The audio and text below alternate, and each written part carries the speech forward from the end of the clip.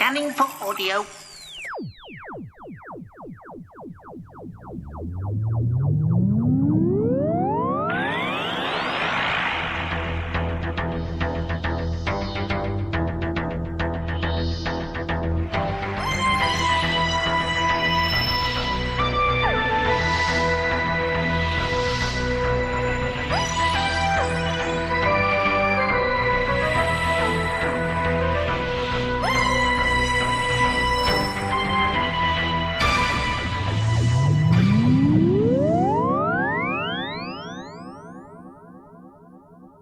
Welcome to a Tin Dog podcast. Now, I just want to say that the BBC has this feedback TV programme.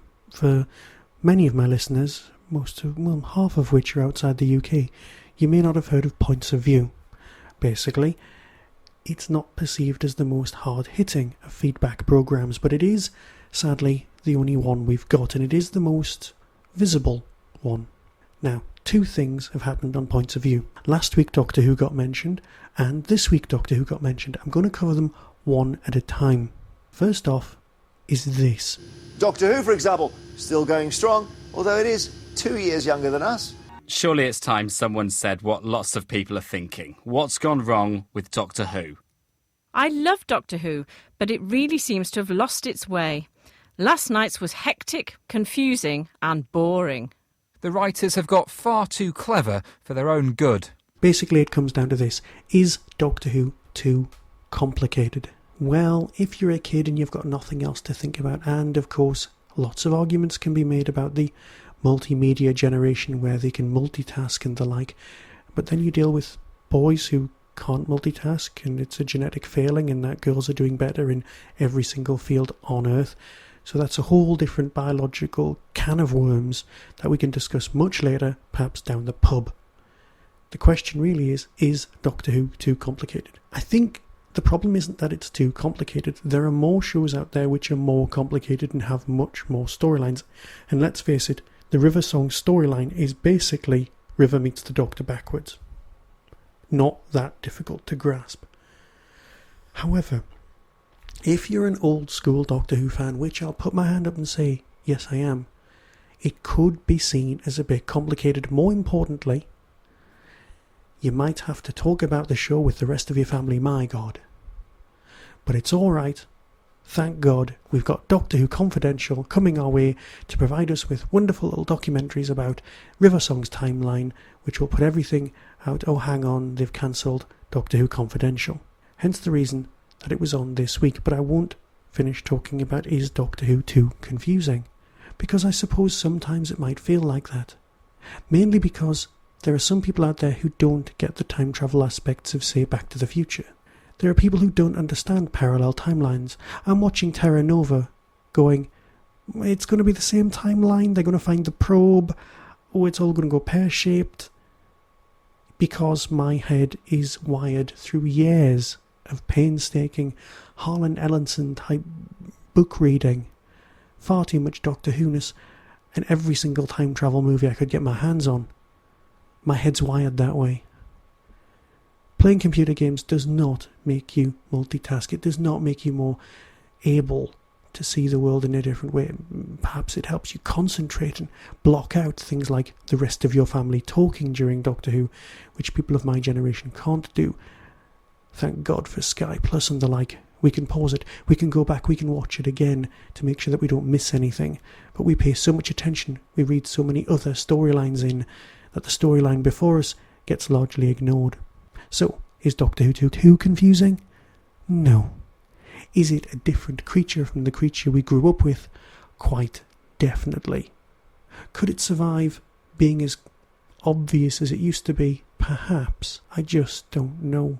Let's face it, I think you could put Curse of Fenric on a Saturday afternoon and it would get viewers. A lot of people would be standing there going, who's the short Scottish guy? But I think we could live with that.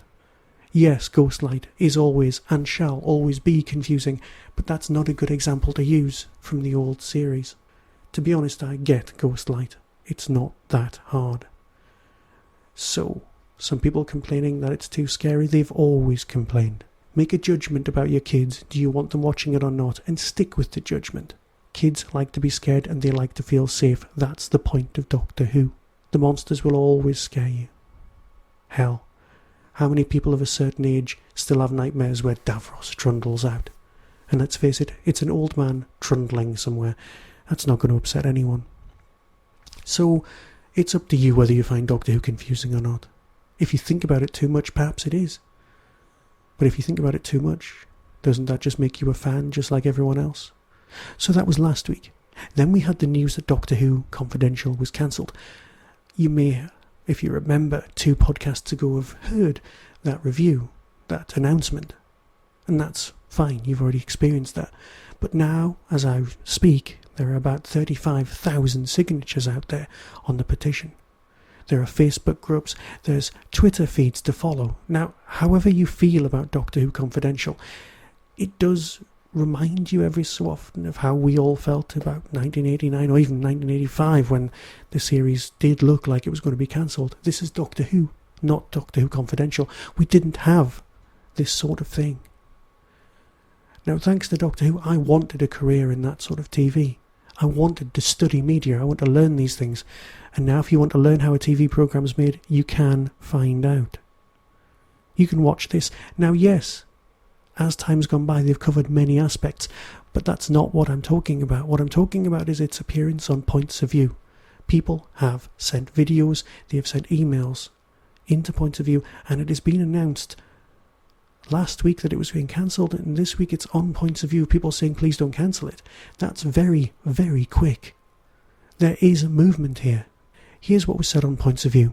Sounds as if plenty of the Doctor Who crowd have been successfully weaned across to Merlin until they get their Christmas fix. But actually they're not entirely happy.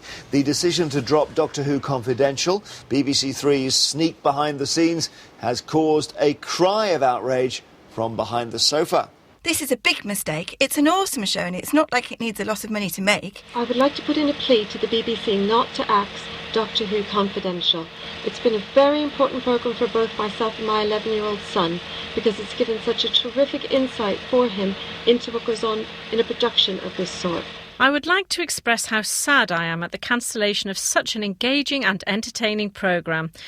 It brings another dimension to the show, and we all know what happens in other dimensions. Yes, other dimensions are very important for anyone with knowledge of the Good Doctor, so why don't we head to ours, BBC Three, to see what they are saying about all this. The Doctor Who spin-off series, Doctor Who Confidential, has been a great show for BBC Three over the years, but our priority now is to build on original British commissions unique to the channel. Now, you won't have to put up with a disembodied voice when BBC Three comes up in the future, I hope, because the controller, Zy Bennett, will be here on the show in person. And do make a note of that Doctor Who Confidential annoyance, because we need as many like that as we can to put to him. So yes, whether you think it should have gone or it should be reinvented, as I believe, that's personal point of view. And fine. But if you happen to be looking and say, perhaps it is time for it to go, is letting one thing slip through the net acceptable? We are Doctor Who fans. We're always going to have an opinion. Hell, people are just going to end up listening to more podcasts, surely, aren't they? Or perhaps not. One man's opinion is just another man's argument. So I'll let you ponder all those bits of feedback, be they positive or negative, and I'll get back to watching Sarah Jane. Be seeing you.